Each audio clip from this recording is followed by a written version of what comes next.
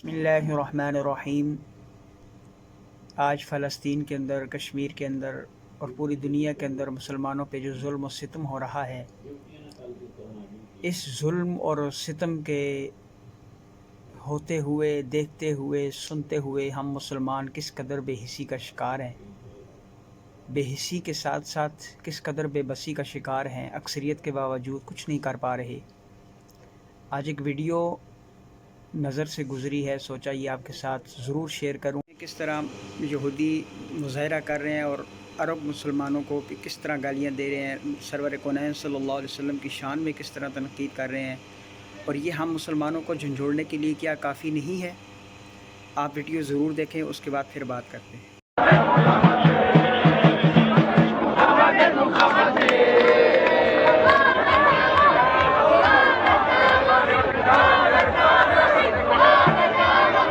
النكبة الثانية عن طريق هم يعتقدوا النكبة الثانية بخنفلتي تكون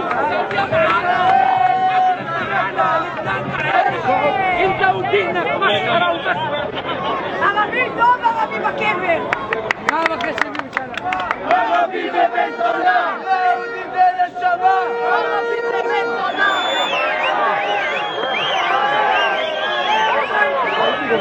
شو يا ربيت ما ديك لا لو دبرت زي كده هي ده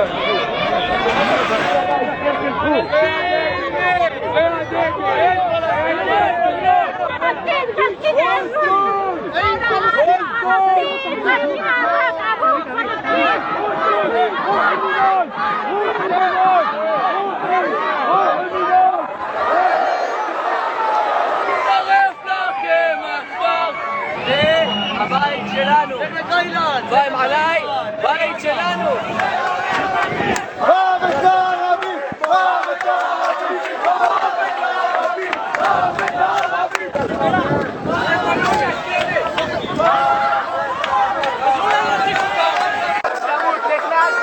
ویڈیو آپ نے دیکھی ہے، اس کے بعد آپ یہ ویڈیو دیکھیں کہ فلسطین کے اندر کس طریقے سے ہماری ماؤں، بہنوں، بیٹیوں نے اپنی اولادوں کی تربیت کی ہے۔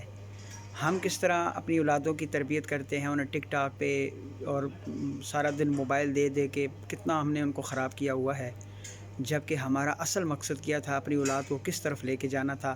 یہ ویڈیو دیکھیں، پھر اس کے بعد بات کرتے ہیں۔ ناظرین، میرے ساتھ جو آپ ویڈیو دیکھ رہے ہیں اس میں غزہ کا یہ فلسطینی بچہ کہتا ہے کہ ہمارے گھروں پر اسرائیلی بم اور میزائل گرنے کے بعد میری ماں نے پوچھا کیا اس جنگ کو روکنے کے لیے کسی نے کوئی کوشش نہیں کی؟ کیا کسی حکمران نے ہمارے حق میں بات نہیں کی؟ کیا وہ نہیں دیکھتے کہ یہاں کیا قتل عام ہو رہا ہے؟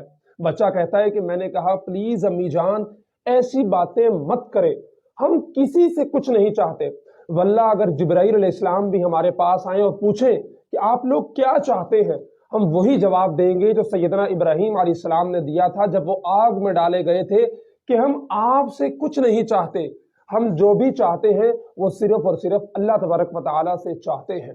اللہ اکبر۔ لیکن فلسطین کی مائیں کتنی عظیم مائیں ہیں کہ انہوں نے اپنے بچوں کی ایسی دینی تربیت کی ہے کہ بہادر اور نڈر ہونے کا ایسا سبق دیا ہے ان کو، اور ایمانی شعور ایسا دیا ہے کہ اللہ کے سوا وہ کسی سے نہیں ڈرتے اور نہ ہی وہ کسی سے حاجت روائی کی امید رکھتے ہیں، اور یہی عقیدہ توحید کا عملی اظہار ہے، اور ایسی توحید کہ جو ہمارے یہاں کے بڑے بڑے شیوخ کے یقین کو پیچھے چھوڑ دے۔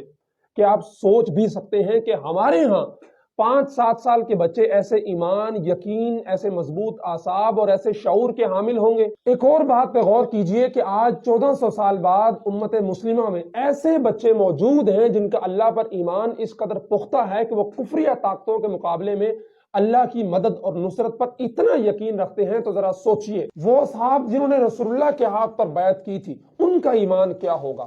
اسی ایمان کی وجہ سے 313 نے ہزاروں کو شکست دی۔ یہی یقین تھا کہ خالد بن ولید 60,000 کے مقابل صرف 60 اصحاب کے ہمراہ میدان میں اتر گئے تھے۔ واللہ بخدا اس بچے کے ایمان جیسے چند ہزار مسلمان اگر اکٹھے ہو جائیں تو یہود و غنود کی طاقتیں کچھ نہیں۔ ان مٹھی بھر مجاہدین کے ساتھ کائنات کے رب کی وہ طاقت ہوگی کہ جو ہر چیز کو تہس نہس کر دے گی۔ بات صرف اور صرف یقین اور اپنے رب پر بھروسے کی۔ بس آخر میں یہی دیکھنا باقی تھا۔ الحمدللہ کہ وبشر الصابرين